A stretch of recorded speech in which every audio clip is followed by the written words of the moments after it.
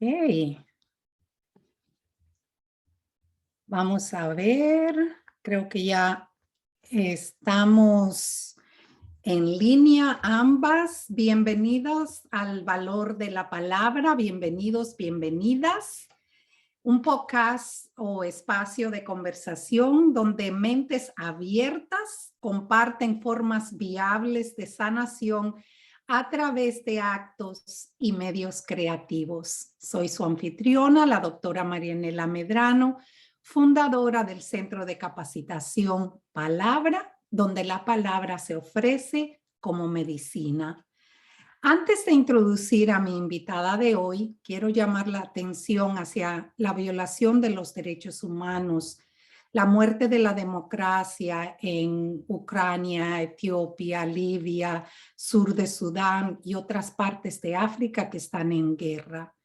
Podemos hacer mucho a través de nuestros registros literarios, creativos. Podemos y debemos hablar, denunciar. La literatura, específicamente la literatura de protesta, es también una literatura que sana.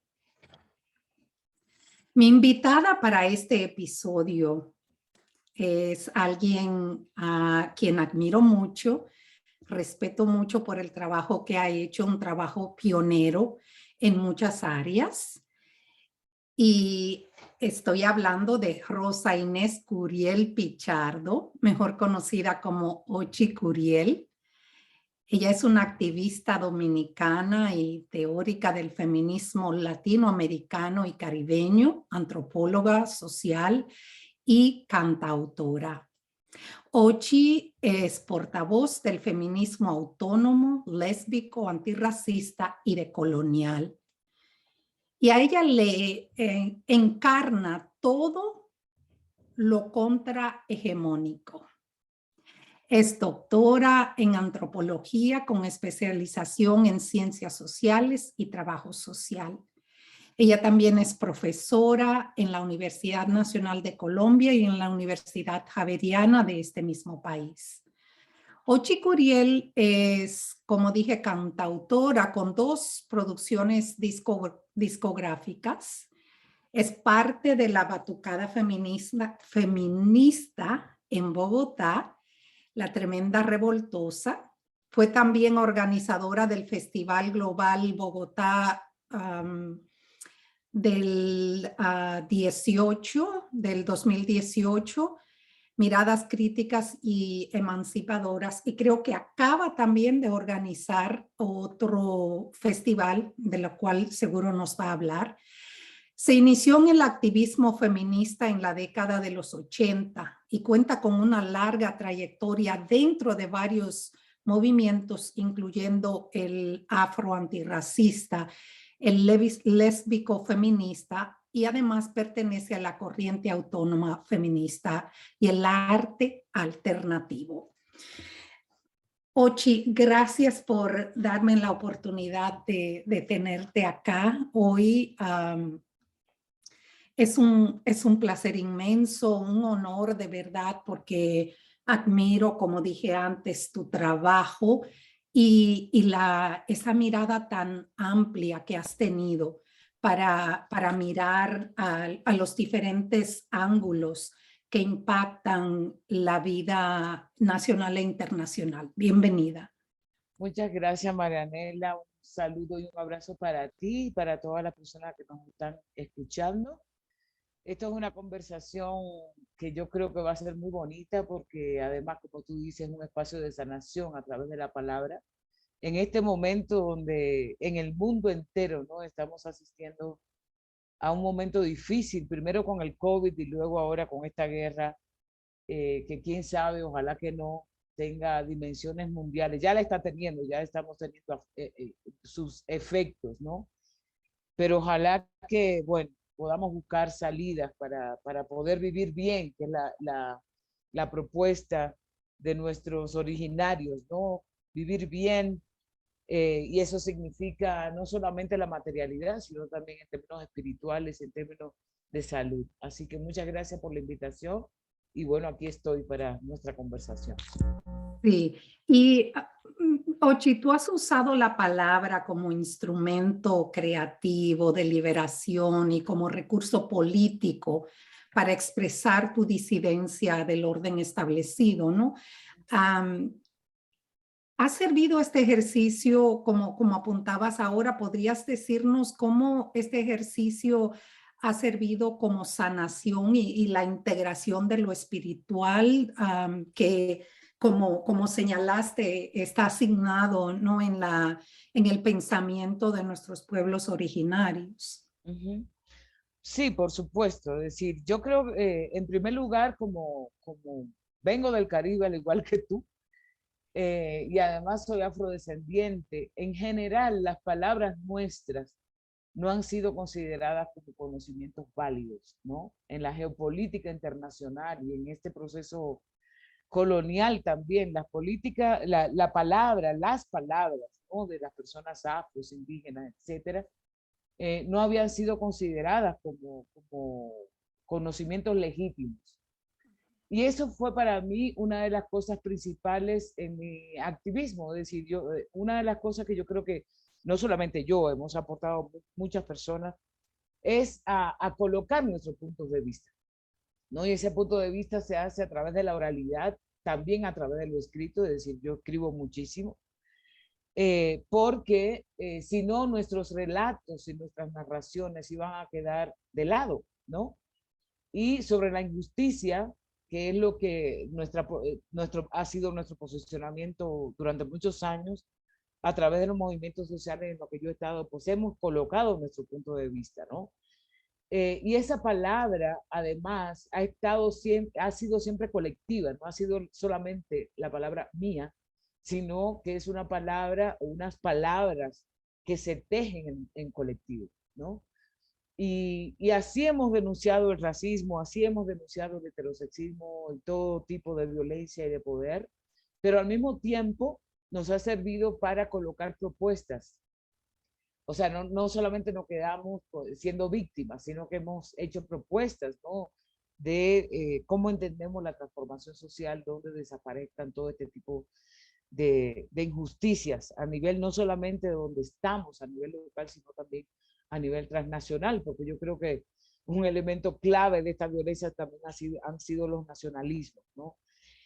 Pero además yo he utilizado la palabra en mi música, en el canto, o sea, he sido compositora y yo creo que eso hila también mucha digamos, de la herencia que yo he tenido de una familia paterna que ha sido musical, pero además en el Caribe, donde la música, la poesía, la literatura ha sido tan importante, ¿no? Para decir cosas y para proponer cosas. Entonces yo creo que esas palabras que son entretejidas, ¿no?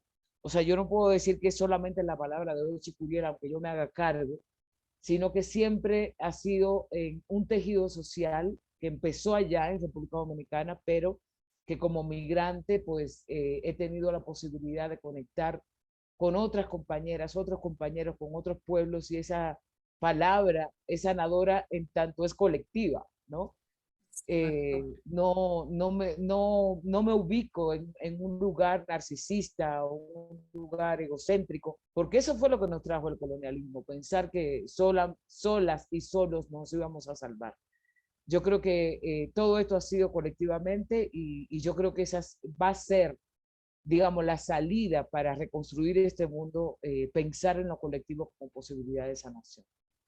Exacto, porque la sanación, como dices, es colectiva. Se acciona desde lo individual, claro, Claro, cada uno hace el esfuerzo personal, pero el llamado es colectivo y eso nos lo recuerda mucho, bueno, tu trabajo. Estoy pensando también el trabajo de Irka Mateo en el ángulo de la música, ¿no? Autóctona también, que ha sido una voz que ustedes dos han tenido voces que las han prestado, ¿no? así es. Al colectivo. Um, Estoy pensando en el trabajo de Barbara Alice Mann, que es una escritora nativa americana, y ella en muchos de sus libros nos alerta sobre el peligro de la individualización. Sí, esa es una palabra, me la acabo de inventar, no. Sí, está Um, muy bien. y lo importante, también ella habla mucho sobre la manera en que a veces se nos convierte en lo exótico, ¿no? Y Ujú. esto yo creo que ha sido más en los pueblos originarios, ¿no?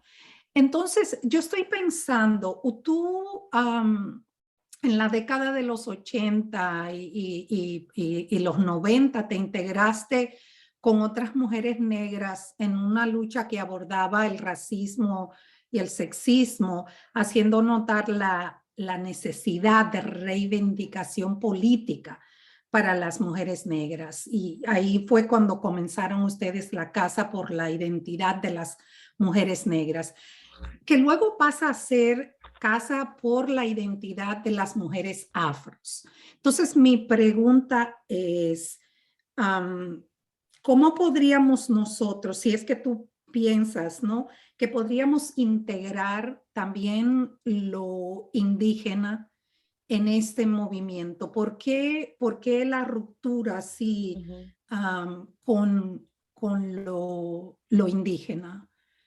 Pues, me refiero al título, Sí, ¿no? sí, sí, sí.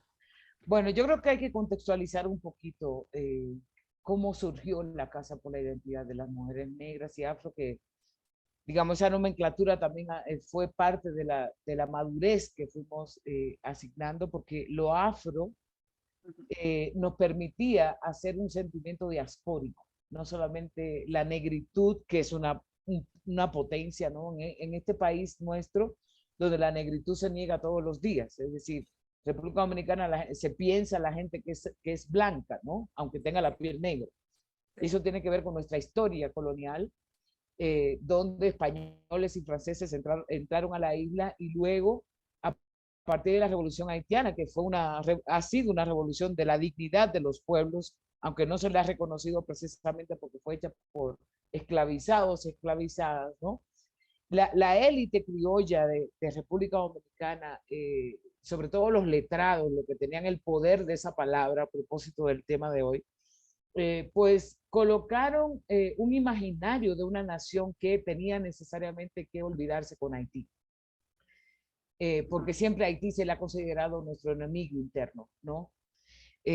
Lo peor, es decir, lo más negro, lo más pobre, lo que, no que tienen estado fallido, etcétera. Y eso es parte de la herencia colonial que se empezó en 1492. Nosotros en esa isla fuimos el primer laboratorio de la colonización que fue luego que se extendió a las Américas, ¿no? Sí. Entonces, esa reivindicación, digamos, que nosotros hicimos de la negritud, pero también la denuncia del racismo, del sexismo, porque obviamente el racismo no ataca igual a los hombres que a las mujeres, aunque hay, digamos, hay una matriz de poder, ¿no? Que nos afecta a todos y a todas, pero hay un elemento central de cómo a las mujeres se nos presiona más para tener una estética blanca, por ejemplo, ¿no? Y hay una diferenciación en estos casos. Entonces, ese es el contexto donde nosotras como mujeres afros, que ya veníamos de movimientos sociales, ¿no? De ese movimiento cultural, de ese movimiento social de la República Dominicana, y sobre todo haciéndole una crítica al feminismo, del cual también nosotras bebimos, ¿no? En Dominicana pasó, como sigue pasando todavía en muchos lugares, es que se piensa que el feminismo es para mujeres, pero nunca se piensa cuáles son esas mujeres, ¿no? Como si todas solamente tuviéramos el género como un elemento aglutinador, es decir, no se ha visto el racismo, no se ha visto el clasismo, y ha sido además un feminismo que es eurocéntrico en el sentido de sus teorías, pero también de sus prácticas. Y en América Latina y el Caribe hemos bebido de ese feminismo que ha sido eurocéntrico, que hemos olvidado la experiencia de muchas compañeras indígenas, negras, populares, ¿no? Que hemos estado primero teorizando todo el tiempo, ¿no? porque la teoría no solamente se hace en un escritorio, sino en la experiencia.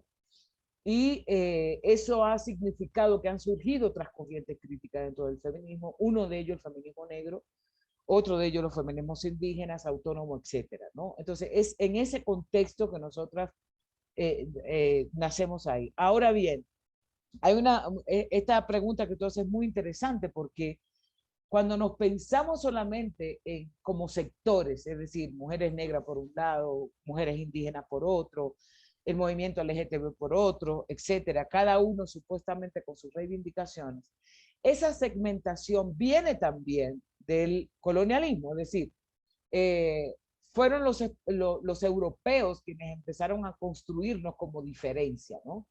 Entonces tú eres negra, entonces tú eres indígena, todas estas categorías que inclusive hoy nos sirven para movilizar, pero que fueron los colonizadores que la impusieron. Y esa segmentación de pensarnos, por ejemplo, mujeres por un lado, indígenas por un lado, negras por otro lado, fue parte de lo que nosotros llamamos la colonialidad. Es decir, es si tú quieres, como la herencia de la colonización, donde era mejor pensar a la gente fragmentada, separada, porque eso no permitía luchas conjuntas, ¿no? Ni proyectos políticos conjuntos. Eso nosotros nos dimos cuenta después. Es decir, yo fui parte del movimiento de mujeres negras como negra, fui parte del feminismo como mujeres, ¿no? Y obviamente eso nos ayudó mucho como a fortalecer una identidad, ¿no? Frente a esto que yo te decía, esa negación, por ejemplo, de la negritud y decir, bueno, vamos a hacer nuestra casa aparte, las mujeres negras. Sin embargo, luego que yo me hago feminista decolonial, entendiendo esas tramas de poder que se iniciaron en el colonialismo, donde nos separaron, ¿no? A los pueblos, pues yo hoy tengo una posición de que tanto personas indígenas, personas negras, personas populares, migrantes, etcétera, formulemos un proyecto de liberación para todos y todos, como diría Fanon, los condenados y condenadas del mundo.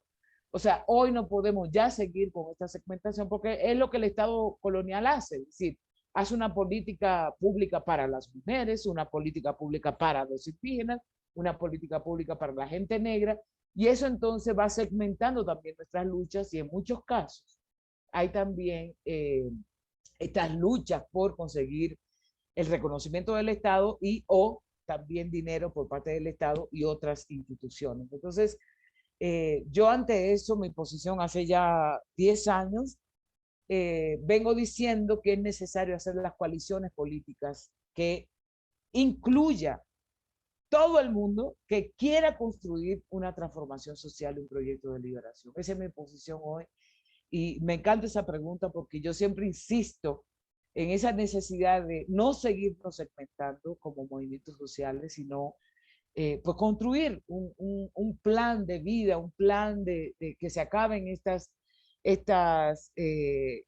opresiones, ¿no? Eso significa obviamente que, por ejemplo, las feministas tienen que hacerse cargo de una lucha antirracista, ¿no? Como también la izquierda social tiene que también hacerse cargo del racismo que hay ahí, del sexismo también que hay ahí en las organizaciones de izquierda, como también los movimientos afros e indígenas tienen que hacerse cargo y luchar contra el sexismo, el racismo que también hay ahí. Es decir, digamos, es un proyecto donde todo el mundo tiene que hacerse cargo de cómo también nosotros y nosotros reproducimos lógicas de poder ahí, ¿no? Exacto. Te agradezco tanto Ochi, que hayas creado este contexto, ¿no?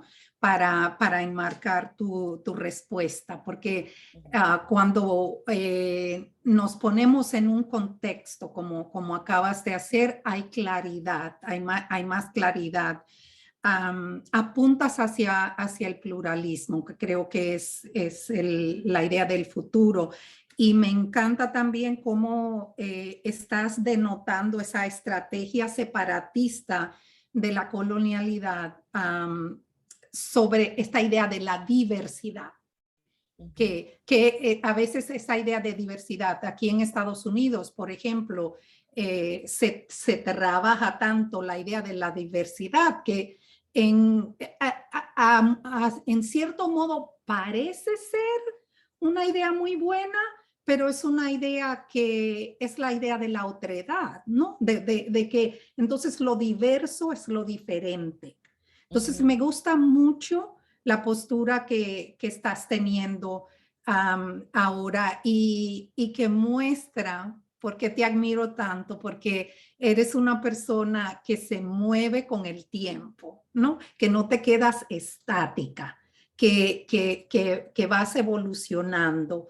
Y parte de lo que me empuja a mí a querer leer a las personas son estas personas cuyos trabajos, cuyo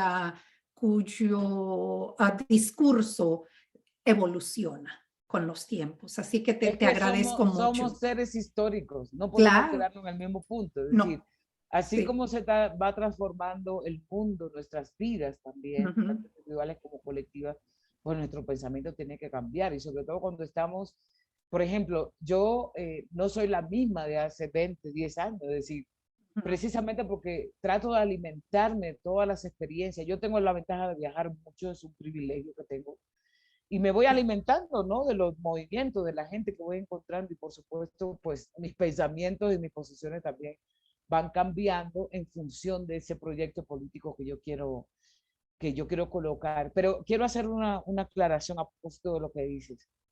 A mí me da mucho miedo la palabra diversidad, A porque mí también. si bien, si bien podría haber una intención humanamente positiva, es un concepto muy manejado, por ejemplo, por los estados, ¿no? Y los estados sabemos que son coloniales y que los movimientos sociales también lo han asumido. En nuestro contexto, a propósito de los contextos en América Latina, esto tuvo que ver mucho con lo que se llamó o lo que se llama el multiculturalismo de Estado. ¿Qué es lo que hace el Estado fundamentalmente? Y con eso las empresas, inclusive la cooperación internacional y todo, o sea, en los 90 se instala el multiculturalismo. El multiculturalismo no es más que cuando los sectores de poder te reconocen como lo que tú dices como diferente, ¿no? Ahora, preguntémonos a quiénes se le considera diferente, es decir, a la gente negra, indígena, a la gente que no está dentro de la lógica de la heterosexualidad, a la gente empobrecida, ¿no? Pero eso significa que siga habiendo un paradigma moderno que se considera como válido, que es moderno, que es hombre, que es masculino, que es heterosexual, etcétera. Y todo el resto, entonces somos los diversos, ¿no? Eso significa que esos diversos y diversas tendríamos que entrar para ser reconocidos en la lógica de ese paradigma moderno que es el hombre blanco, católico, etcétera, ¿no? Entonces, ¿qué pasa con el Estado, por ejemplo? Que hace una serie de políticas de inclusión porque esta palabra diversidad está muy relacionada con la lógica de la inclusión, ¿no? Y la inclusión, por ejemplo, para los pueblos afros e indígenas desde el Estado, se piensa como que estos grupos son culturales, entonces se incluyen y entonces los estados pasan a decir, ahora somos pluriculturales, multiculturales, porque reconocemos que, por ejemplo, la cultura negra tiene una serie de expresiones culturales propiamente de las comunidades negras y o las comunidades indígenas tienen unas expresiones culturales propiamente de las indígenas. Entonces, empiezan a decir, mire que somos pluricultural, somos diversos. Sin embargo, eso no va a la par de una política de acabar con esos, digamos, estas lógicas de poder como el racismo estructural, ¿no? Que afecta precisamente a la gente indígena y a la gente afro, donde el Estado tiene una responsabilidad fundamental. Por ejemplo, ahora que estoy en Colombia, nosotros estamos viendo cómo, articulado al tema del conflicto armado, el racismo estructural va aumentando, es decir, a quienes están matando en los territorios es fundamentalmente a la gente negra, a la gente indígena, porque se sigue pensando que esta gente no tiene racionalidad, que no tiene, que sus tierras no son de ellos, sino que son baldías, ¿no? No se reconoce que hay un tejido social históricamente. Entonces, no es más es decir, la diversidad, el multiculturalismo, la inclusión, no es más que una propuesta liberal, ¿no? Que reconoce que existen diferentes culturas, pero que eso no va a la par con acabar con las desigualdades sociales, que a esos mismos grupos, ¿no?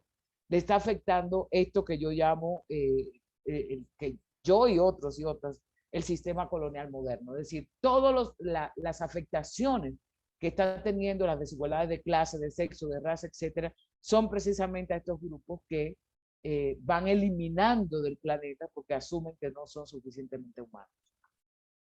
Que se repite, como tú dices, sí, una de las cosas que señalaba ambas, Gloria Anzaldúa y María Lugones, era la importancia, ¿no?, del viaje, de viajar para expandirnos. Y tú señalabas que tú has viajado y has podido ver cómo esto que acabas de decir se repite entre los pueblos indígenas y los pueblos negros. Si miramos también, bueno, dices la guerra, dices ciertos estados que se han prolongado en nuestra historia. Tenemos ahora también el COVID-19, que ha sido algo que nos ha puesto esta problemática aquí para que no podamos obviarla, que las personas que continúan muriendo son las personas negras y las personas indígenas, porque son las que son obligadas, ¿no?, a exponerse. La gente de posición, la gente blanca, que son la mayoría los que tienen posición, tuvieron el privilegio de, como dicen aquí en Estados Unidos, shelter in place, de quedarse en la casa, ¿no? Pero entonces es una cuestión que es un agravante, es una repetición en la historia. Ahora bien, estoy pensando en el trabajo de Ruth King. No sé si la conoces, es una mujer budista, lesbiana, negra, aquí en Estados Unidos, propulsora del antirracismo. Y ella propone que las personas de color, o el BIPOC, como se refiere aquí en Estados Unidos para referirse a las personas negras, indígenas y de color, ¿no? Ella propone que no nos dejemos cegar por la constelación de impacto del racismo. Que no nos dejemos cegar hasta el punto en que no podamos reconocer el intento de los blancos en su relación con nosotros. Entonces ella enfatiza mucho esta relación de intento e impacto y cómo nosotros, las personas de color, hemos estado bajo una constelación, ¿no?, de impacto por la bonanza, las buenas intenciones del blanco, que no siempre tiene un impacto positivo en nosotros. Entonces ella dice, hay que reconocer eso.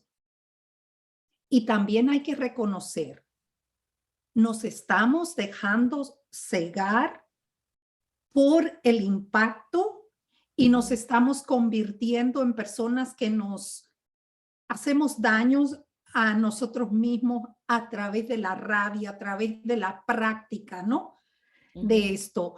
¿Qué piensas al respecto? Mira, eso me lleva a pensar lo que en este contexto hemos llamado la blanquitud. O sea, la blanquitud no es más que ese imaginario que nos han metido de que lo blanco es lo bueno, ¿no? Y mucha gente afro, indígena, que no tiene, digamos, privilegio racial, que además, recordemos que ese privilegio racial está muy ligado al tema de clase. Es decir, no es casual lo que tú acabas de decir, ¿no? Que la gente blanca en general tiene mucho más posibilidades económicas, por ejemplo, o posibilidades de acceder a los servicios de buena calidad, cosa que no pasa con la mayoría que no es gente blanca. Y Sin embargo, nuestra isla es un ejemplo de un eso, ¿no? ejemplo Nuestros perfecto, recursos están en 2 o 3 manos y son blancas. exactamente. Entonces, la blanquitud lo que hace es tener un imaginario donde todo lo relacionado a lo blanco, todo lo relacionado a lo que es europeo, inclusive norteamericano blanco en el norte, es lo mejor. ¿Sí? Entonces, esa blanquitud lleva a mucha gente a no querer asumir su identidad, digamos, su identidad negra, su negritud, o en el caso de Estados Unidos, su condición de persona de color, ¿no? Y empezamos a negar inclusive nuestras propias raíces en torno a eso. Y actuamos como los blancos, ¿no? Y eso es en la forma de hablar, a propósito de la palabra, en la forma de vestir, en la forma de pensar, en la forma de sentir. Es decir, nuestra subjetividad va construyéndose a partir de eso que se quiere ser por ese impacto de la blanquitud y negar aquello que no se quiere.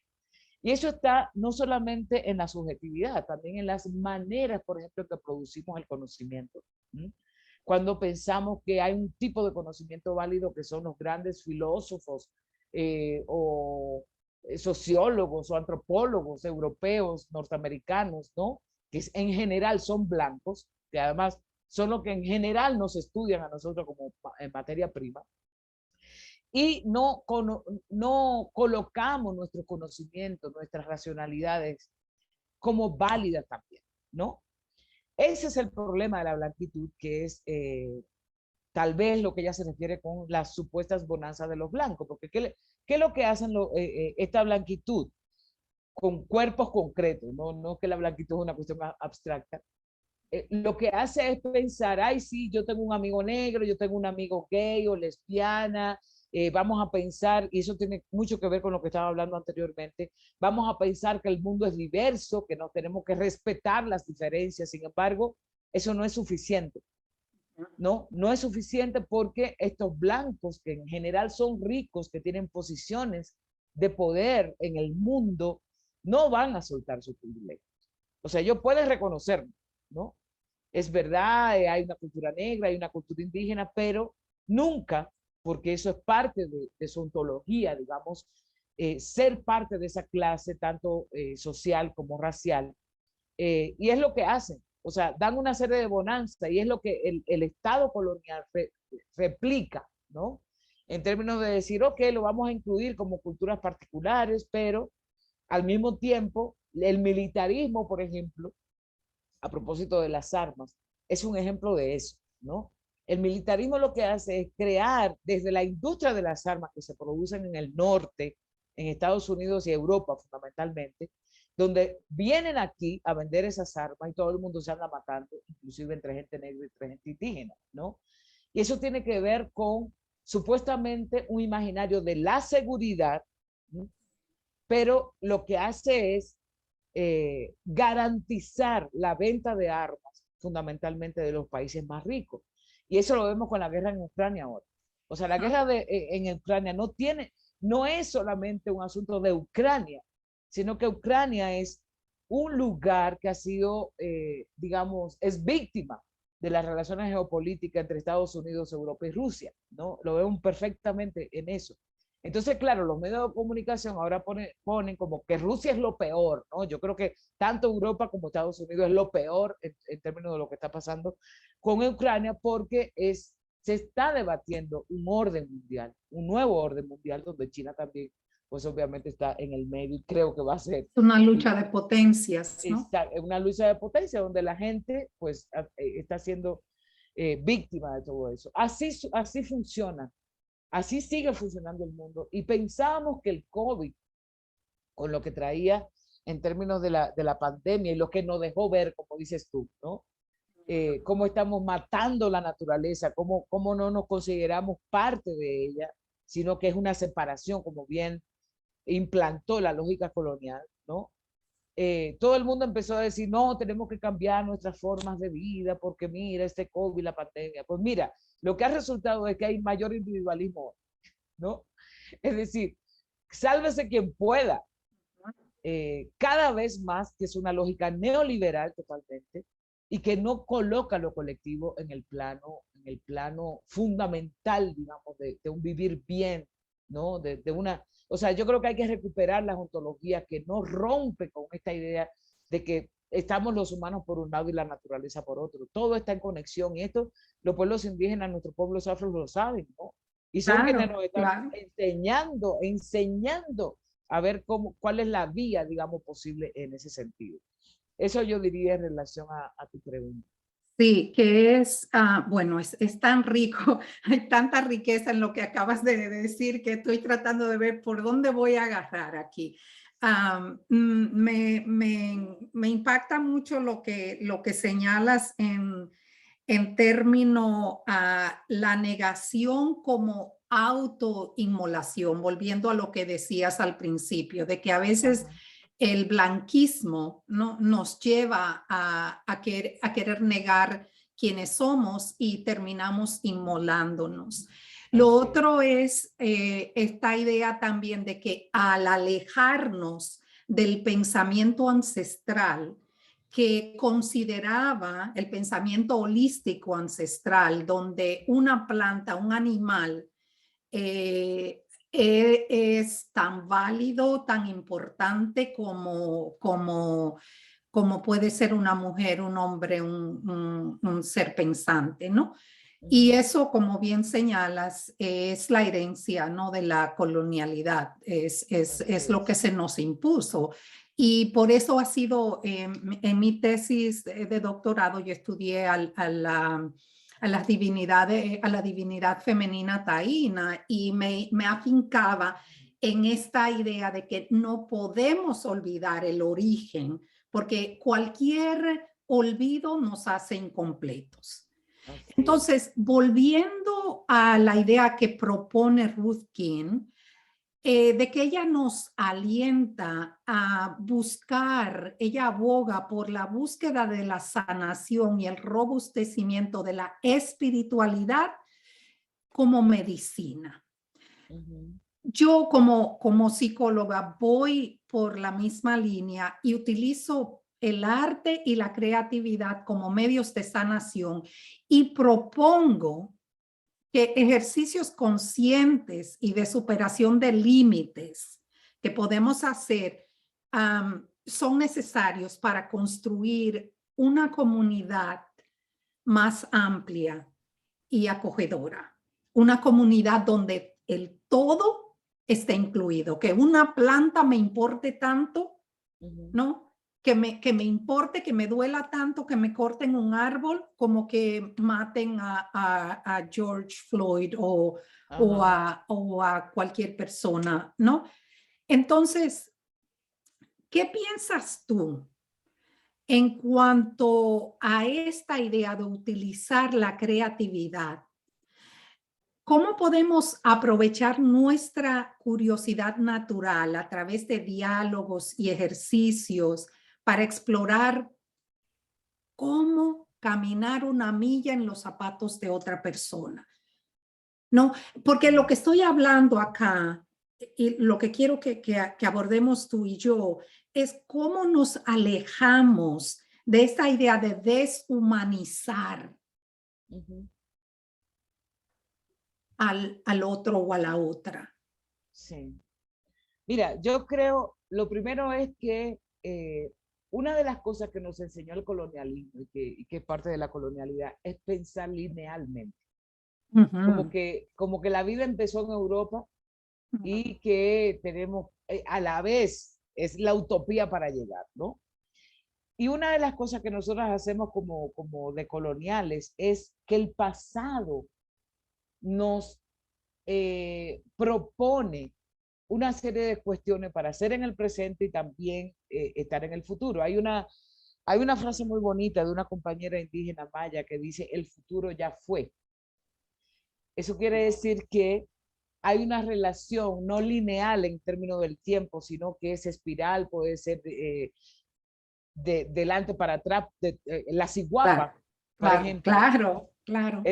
la ciguapa que es para quienes no lo saben, es un personaje mítico en República Dominicana que va caminando con los pies hacia atrás, ¿no? Y es eso, es lo que estamos diciendo eso. Digo esto porque tenemos que recordar que nuestra ancestralidad está llena de creatividad. Por ejemplo, Ujú. la revolución haitiana, que insisto, ha sido la revolución por la dignidad de un pueblo, frente al, o sea, una revolución que además terminó con el sistema colonial, terminó con la esclavitud, ¿no? y que la historiografía oficial ha querido olvidar precisamente porque fue hecho por gente negra, ¿no? Claro, y siempre Pero, está el rótulo de Haití, la nación más pobre del hemisferio. exactamente, pero Haití es quien nos ha dado ejemplo La riqueza, precisamente de dignidad, ¿no? claro. Esa revolución tuvo dos elementos claves, ¿no? Para poder articularse. Primero, lo que estaban pasando en términos del efecto de la esclavitud, pero la manera en que se cohesionó esa revolución fue a través del tambor. Ajá. Y fue a través del tambor porque recordemos que los colonizadores llevaron a la isla diferentes pueblos, ¿no? Para ser Ajá. esclavizados, que no tenían la misma lengua, que no tenían, digamos, las mismas prácticas. Y lo que logró cohesionarle fue el tambor, o sea, el toque de tambor.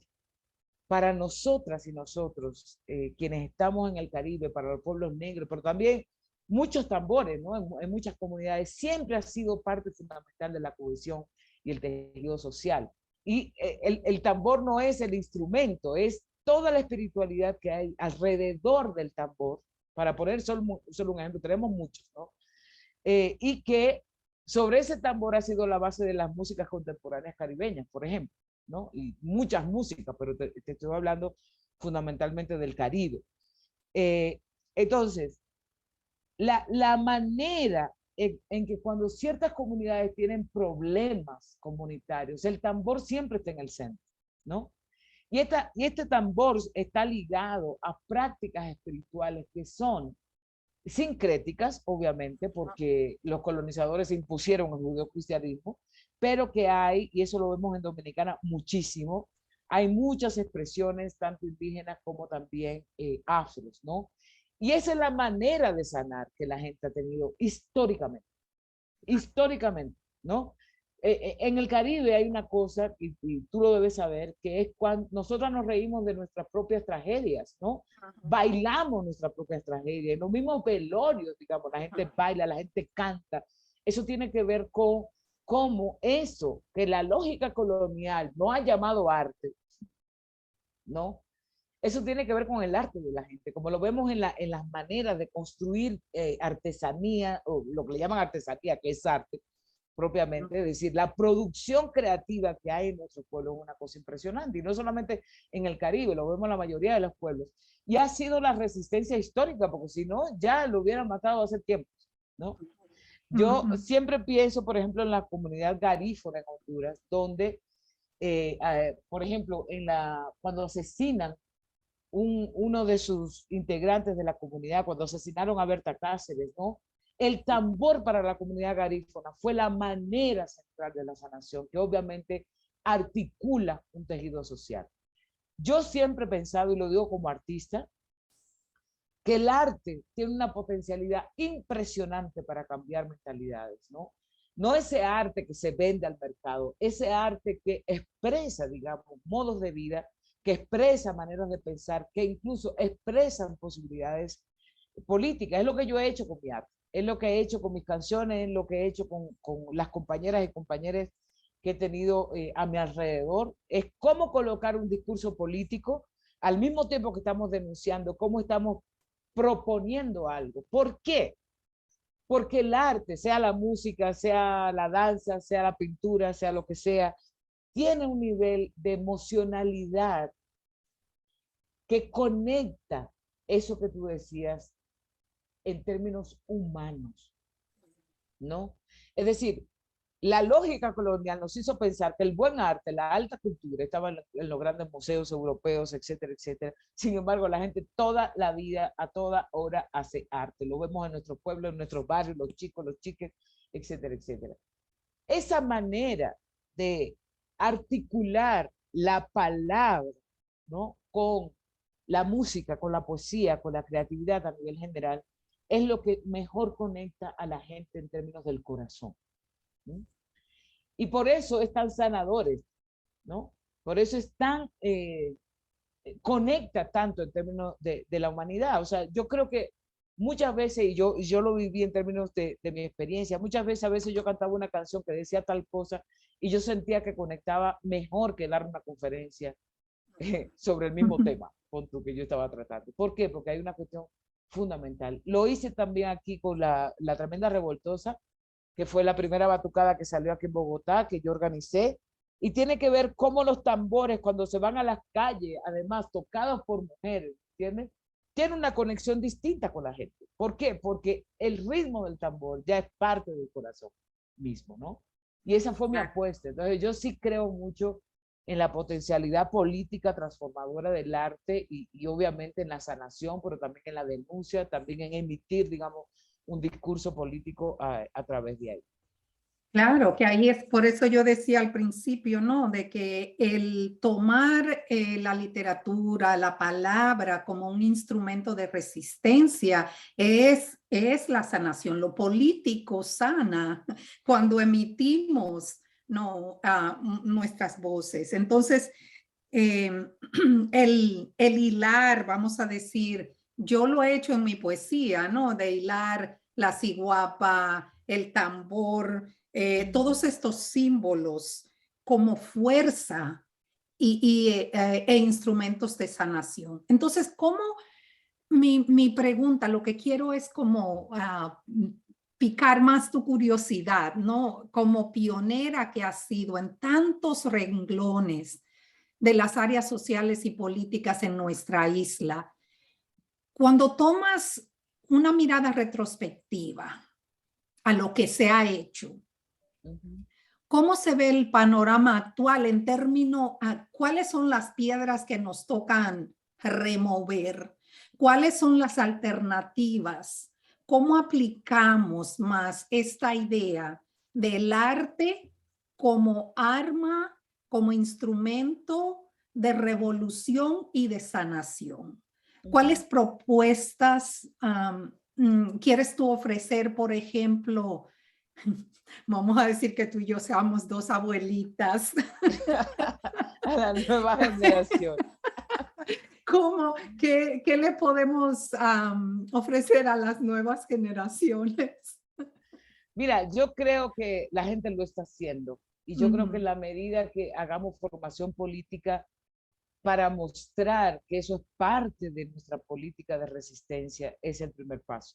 O sea, tú puedes estar haciendo una revolución y no te das cuenta si no tienes conciencia de ello, ¿me entiendes? Claro. Y es lo que yo creo que pasa en el Caribe, que la resistencia está ahí, pero que es tan naturalizada que no se ve como un acto político. Yo creo que es lo primero, o sea, y nosotras, el GLEFAS, que es el grupo al que yo pertenezco, un grupo latinoamericano de acción y formación feminista, hace como 7 años estamos haciendo lo que le llamamos las escuelas de coloniales en Dominicana, y un elemento central de ella es el arte, es la creatividad, es decir, inclusive la metodología es la creatividad. Y ahí tú conectas los chicos, las chicas, que la mayoría son jóvenes, porque sí, yo ya casi me siento una abuelita, pero yo tengo mucha energía todavía. Y todos los veranos vamos a Dominicana. ¿Qué es lo que hacemos, no? En vez de estarle hablando a los chicos y a las chicas de, qué sé yo, de la colonialidad solamente como una cuestión, como concepto, empezamos a estudiar la colonialidad. ¿Pero cómo? A través precisamente del baile, del reggaetón, de todo lo urbano, el teatro, la literatura, digamos, esa es nuestra metodología, porque es que la gente lo hace todo el tiempo, ¿no? Entonces, obviamente no por el hecho de ser arte es contestatario, ni tampoco es revolucionario. Le damos Muy la buen punto. vuelta a partir de, digamos, de articular la colonialidad, ¿no? Y poder, digamos, analizar, por ejemplo, el racismo, que tiene que ver con también los ritmos que se van produciendo, con el mercado, con quienes, por ejemplo, son los que gozan de mayor popularidad en Dominicana. Qué casualidad que no necesariamente la gente negra, sino la gente más blanqueada. O sea, todo eso lo trabajamos, ¿entiendes? Porque es que la gente se tiene que dar cuenta que está haciendo un nivel de resistencia, ¿no? Y eso tiene impactos en la vida social, en la vida individual inclusive, ¿no? Por ejemplo, esta cuestión de los cabellos en Dominicana, que tú sabes que allá, sobre todo hacia las mujeres, yo siempre digo que cuando se articula racismo, sexismo y clasismo, quienes más afectadas son aquellas que han sido marcadas como mujeres. Y yo eso lo viví, es decir, a mí me mandaron desde muy niña a alisarme el pelo, que era una manera de negar la negritud. Y si vamos a Dominicana vemos que el 99.9 de las mujeres se alisan el pelo, porque supuestamente el pelo más chévere es el pelo laceado, ¿no? Que es Hacia, flaquitud. ujú. Entonces, una de las cosas que nosotros trabajamos es precisamente la imagen de las niñas, de las adolescentes, en relación a eso y cómo reforzamos el pelo natural. Menos mal que hoy día ya hay muchas chicas que se dejan su pelo natural y yo creo que eso es gracias al trabajo que hicimos hace muchos años, pero también a que hay una moda también de rescatar el pelo natural como un posicionamiento político a nivel mundial, ¿me entiendes? ¿Y qué es lo que hemos hecho? También que las niñas se sepan peinar con su pelo natural, desde las trenzas, pero también hasta los peinados, pero también hasta cómo ponerme los pañuelos. Eso es parte de la creatividad también, ¿entiendes? Y eso es, digamos, la manera en que la dignidad de la gente se va recuperando. No negando la negritud, sino aceptando la negritud como algo positivo de su subjetividad, como parte de su vida y como parte además de la nación dominicana, porque dominicana la mayoría de la gente es afrodescendiente, por más que se crea blanca, ¿no? Entonces, yo sí creo en ese poder, creo que está ahí, ¿no? No es que vamos a inventar nada nuevo. Yo creo que lo que hay que hacer es procesos de reflexión y conciencia política de cómo hacemos ver que eso es parte de nuestra política de resistencia histórica, no es de ahora. O sea, vino desde la esclavitud incluso, ¿no? Y me gusta lo que estás diciendo en términos de que cuando vas a la República Dominicana y trabajas, estás trabajando con lo que ya está ahí, con lo que ya la juventud, vamos a decir que ustedes Sí, están trabajando, que ya tienen. Y me gusta mucho esta idea también. Yo lo he trabajado a través de la literatura, ¿no? La escritura del cuerpo, escribir desde el cuerpo. ajá, Entonces, lo que estás diciendo es usar el cuerpo, que esto también lo abogaba mucho Gloria Anzaldúa, de sí, utilizar el cuerpo como instrumento también de protesta y de concientización. por Entonces, supuesto. hasta este juego, ¿no? De reaprender, de de crear una armonía con el pelo, porque hubo una guerra, Sí, esa crueldad, ¿no? Que, por ejemplo, aquí en Estados Unidos, la crueldad se ve mucho entre las negras, las afroamericanas, donde muchas terminan sin pelos por la agresividad, ¿no? así es. Contra el pelo, y esto también se da entre nosotros. Entonces, me encanta esta idea de que dices, de que cuando están utilizando lo que ya tienen y también invitando a que utilicen al cuerpo um, como manera de reaprender o de Así es, reconectarse. así es. Um, ¿Quieres decir algo más sobre este No, hay proyecto? una cosa muy interesante sobre el tema del cuerpo que quiero Uh añadir. -huh, El cuerpo, los cuerpos uh y -huh, ciertos cuerpos particularmente, uh aquellos que -huh. precisamente han estado atravesados por estas lógicas de poder. Primero, es el primer escenario de dónde está ese nivel de violencia, ¿no? Desde los cuerpos esclavizados, ¿no?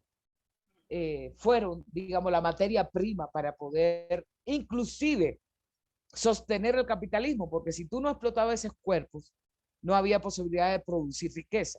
Y es a partir de la esclavitud donde se articula el tema del capitalismo, ¿no?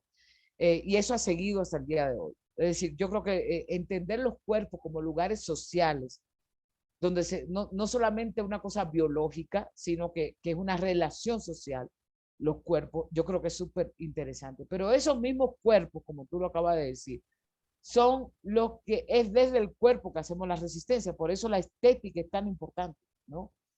En términos de cómo es que empezamos a resistir a esta imposición de la estética blanca. Eso es parte de la política también. O sea, el hecho de cómo yo me visto, cómo yo me coloco en el mundo o cómo yo coloco mi cuerpo, esos cuerpos, además que son colectivos, nunca son individuales tampoco, son fundamentales para la resistencia. Por eso yo sí creo y trabajamos mucho desde ahí. Marily Gallardo tiene muchos años trabajando la creatividad a través del cuerpo, digamos, como ese escenario fundamental donde hemos resistido históricamente y tenemos que seguirlo haciendo, ¿no? Y un ejemplo de ello es el pelo, pero podemos hablar de muchas otras cosas.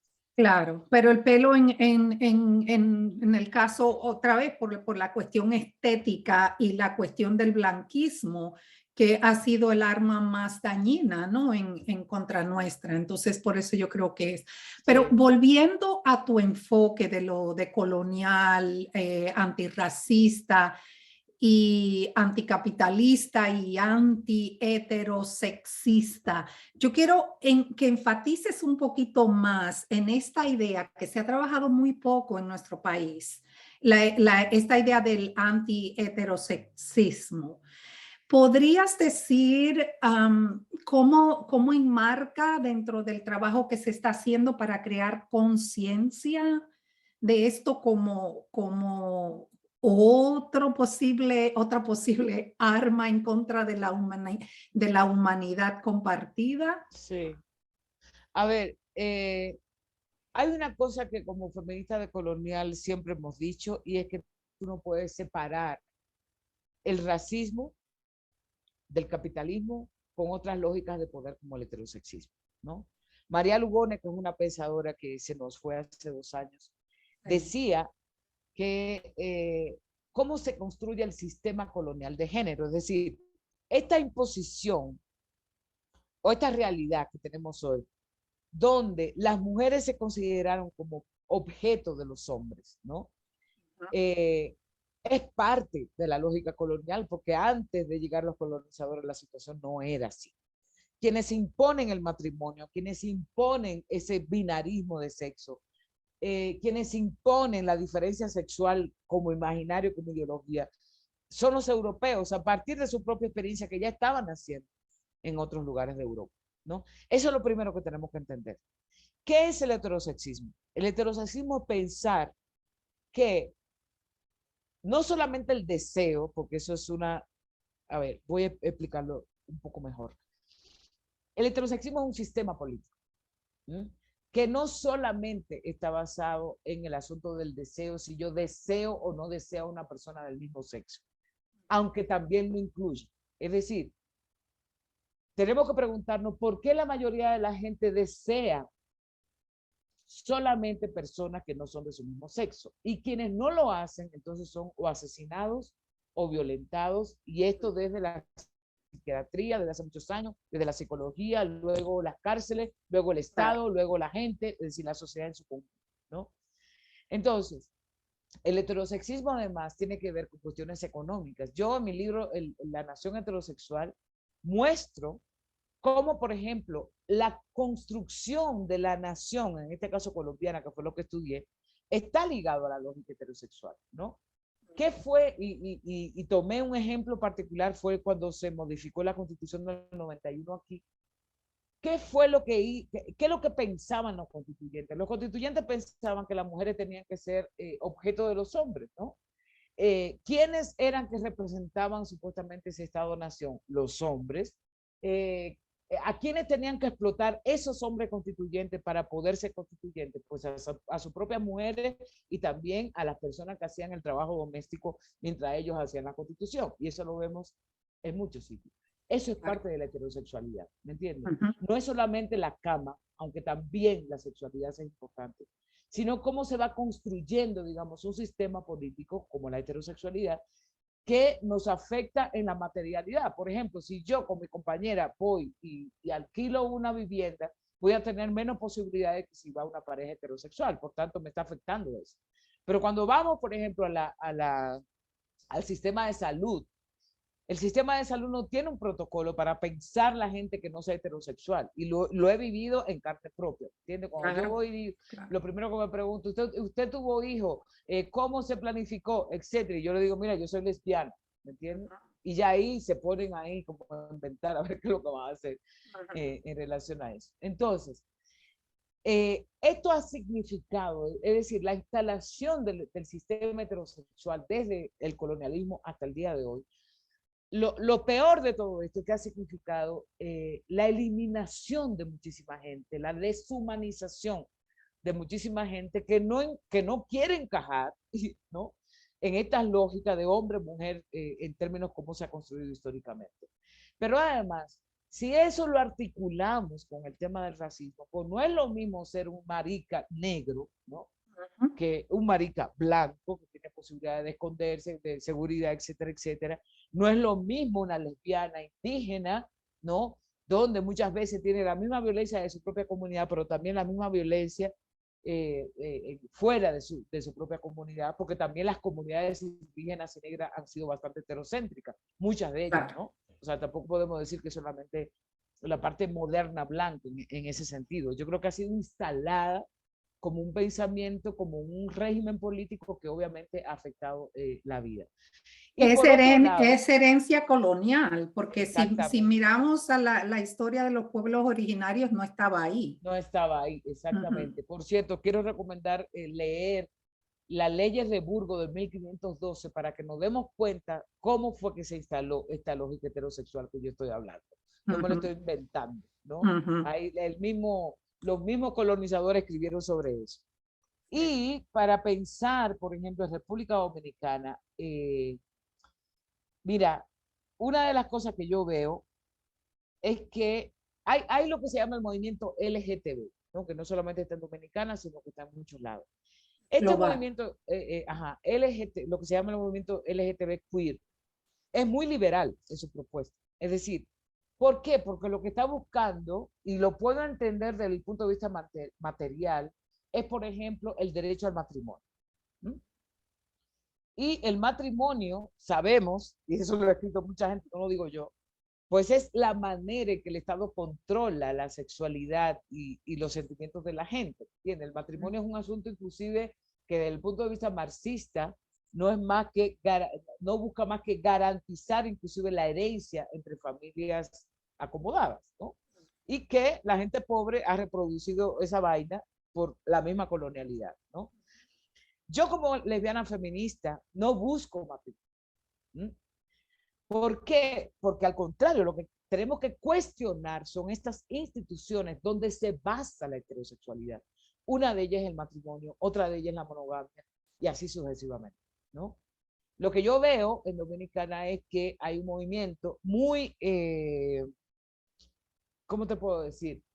Muy emergente, que ni siquiera es muy fuerte como si fuera en otros países, de ese movimiento LGTB, que es bastante liberal. Pero yo digo, mira, aunque sea eso que haya, está bien en Dominicana, porque yo Por creo algún que lugar tenemos que comenzar, ¿no? exactamente, ¿no? Ujú. Y lo que falta es tal vez discutir un poco más sobre las implicaciones de estarnos metiendo en esta cosa del Estado por meternos en el Estado y punto, sino cómo entendemos, digamos, la historicidad de esta heterosexualidad, para decir además que fue allá que se empezó, ¿no?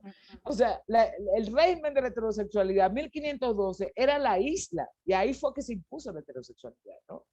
Y a partir de ahí, entonces, digamos, alimentarnos de propuestas que son mucho más, si tú quieres, radicales, para buscar esta idea de vivir bien, ¿no? Que es un poco la Exacto. utopía que tenemos en ese sentido.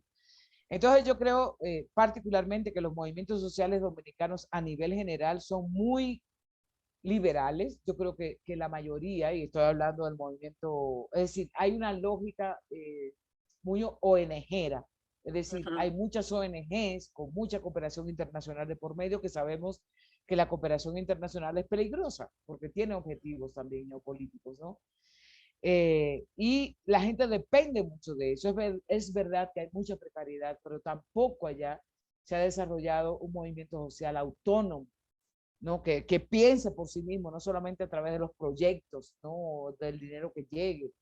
Y falta mucho por hacer. Por eso a mí me interesa mucho tener un pie siempre en Dominicana, que es lo que hago, porque primero le debo mucho a este lugar de mi vida, pero además porque lo que he aprendido desde el privilegio también quiero compartirlo con mi gente, ¿no? Claro. Claro. Es así. Te agradezco mucho y hay mucha tela que cortar, ¿no? Pero lamentablemente vamos a tener que parar aquí, pero te agradezco esa entrega, ese empeño, esa mirada que tienes que no deja ningún rinconcito por explorar y que estés trayendo estas conversaciones, ¿no? Que son tan necesarias y que deben de estar aquí. Como psicóloga que trabaja, por ejemplo, con la comunidad transgénero, aquí yo sé, por ejemplo, las mujeres trans, todo lo que tienen que pasar en esta sociedad donde se ha hecho mucho, ¿no? Exacto. Y cómo el daño psicológico es terrible, ¿no? Es Entonces la terrible. conversación tiene que mantenerse, tiene que ampliarse y yo espero que esta conversación nuestra tenga una segunda parte, Uchi. Con mucho gusto, Marianela, por ¿Hay supuesto. algo Aquí más estaré. que tú quieres aclarar antes de que cerremos, que yo no te haya preguntado? No, sencillamente yo lo que quiero invitar a que pensemos, ¿no? Más profundamente lo que está significando este mundo en este momento. Yo creo que tenemos muchos indicadores para pensar de manera distinta. Es mucha la gente que está muriendo por las transnacionales, por el despojo, por la guerra, por eso que tú decías del asesinato de las personas trans, porque hay una ideología de género que dice que solamente debe haber hombres y mujeres, ¿no? O sea, todo esto pensémoslo en una clave de qué es la humanidad, qué es, o sea, la cosa más básica, pero que tal vez es la más compleja, ¿no? Es Mm. decir, como tú decías en algún momento, cómo estamos deshumanizando a la gente y cuál es la responsabilidad que tenemos sobre eso. Entonces yo creo que la invitación es esa, pensar un poquito más y obviamente ese pensamiento pues tiene que llevar a acciones concretas, ¿no? No nos podemos quedar pensando, no, yo creo que hay que hacer cosas concretas y eso tiene que hacerse colectivamente desde los lugares donde estemos. Muchas gracias, Ochi. Y gracias por acompañarnos hoy. Les espero en otra entrega del valor de la palabra. Pueden acceder a nuestro podcast en YouTube, Anchor y otras plataformas. Hasta la próxima.